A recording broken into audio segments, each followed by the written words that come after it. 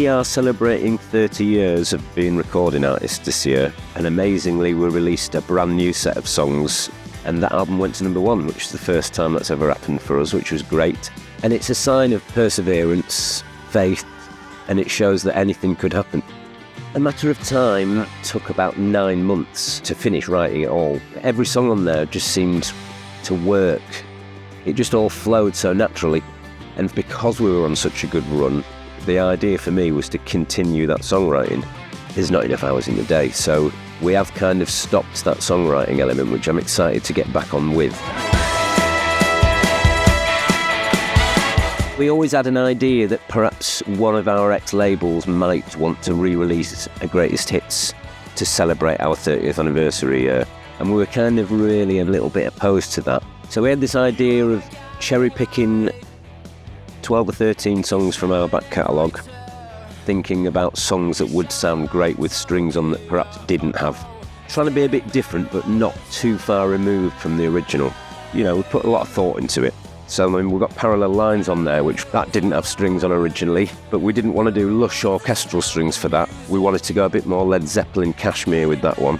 If we'd have written those songs now, this is what they would have sounded like. There's a brand new song that we didn't have time to finish with the Matter of Time sessions called All Roads Lead to You.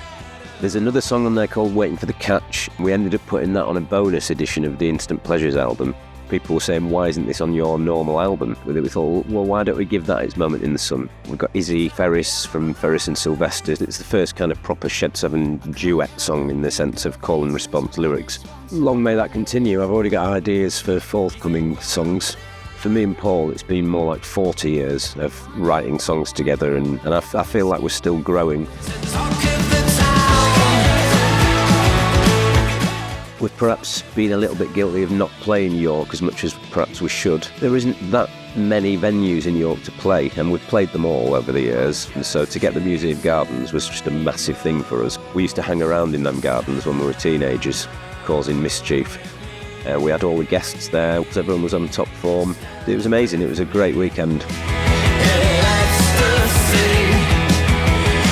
So we also have Maxine and Tim who've joined the band. They joined about 3 years ago, and they've brought a new element to us really. But Tim's also very good in the studio, produced a few albums in the past, namely in Brown. So Tim's taken charge of the control room for these sessions.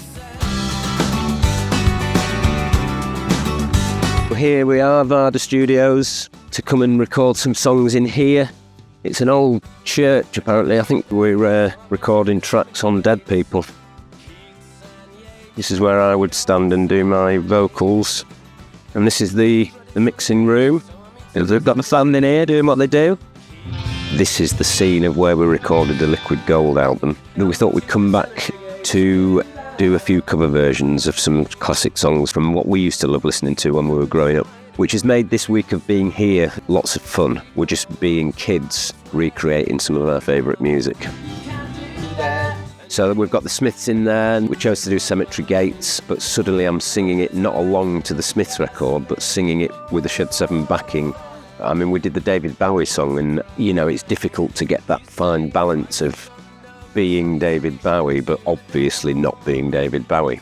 Our new Liquid Gold album, some people might notice that there's different colours on the sleeves. So, for example, the green one is a little bit of a nod to The Queen Is Dead by the Smiths. Not all the songs that we've done relate to particular colours, but the majority do. You've got your R.E.M. in there, you've got your Smiths in there, there's some Stones, there's some Beatles. We didn't necessarily want to choose really obvious cover versions, so that's why you've got Cemetry Gates in there and Dead Flowers by the Stones. We will do what we did in January for the Matter of Time album and visit some record stores and do some signings, play some acoustic gigs, and then we go and do a big tour November to December. And then I think the idea is to go a little bit quiet then. We'll probably just do a few festivals through next summer, but we shall look forward to the rest of this year first. And I'm going to start calling myself Rick Goodyear, because that's what we're having.